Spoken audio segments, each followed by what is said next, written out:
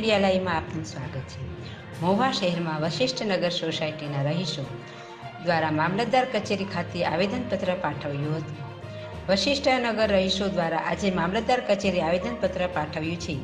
સોસાયટીના રહીશોની માગણી છે કે સોસાયટીની બાજુમાં એક બેલા બનાવવાનું કારખાનું છે, તેથી તેમાંથી અવાજનું પ્રદૂષણ ફેલાઈ રહ્યું છે અને માટી સિમેન્ટમાંથી ડસ્ટ પાવડર ઉડે છે, તેથી લોકો માટે આરોગ્ય સાથે ચેડા થઈ રહ્યા છે। આ ડસ્ટને લઈને લોકો પરેશાની ભોગવવી પડી રહી છે, ત્યારે રહીશો દ્વારા એક જ માગણી કરવામાં આવી છે કે કારખાનું દૂર કરવામાં આવે। રહું છું અને અમારી સોસાયટીની બાજુની અંદર એક બેલાનું કારખાનું આવેલું છે, જે કારખાનાની અંદર એટલો ઘોંઘાટ થાય છે કે આજુબાજુના રહીશોને રહેવાની અંદર બહુ તસ્દી અને તકલીફ પડે છે। ત્યાંના વૃદ્ધ અને બાળકોને ખૂબ જ ડિસ્ટર્બ અને ખલેલ થાય છે। ત્યાર અલાવા ત્યાંની જે કોન્ક્રીટની ઝીણી ભૂકી જે છે તે ઉડી અને લગભગ આખી સોસાયટીમાં પ્રસરે છે, જેને કારણે આજુબાજુના રહીશોના મકાનો ખરાબ થાય છે।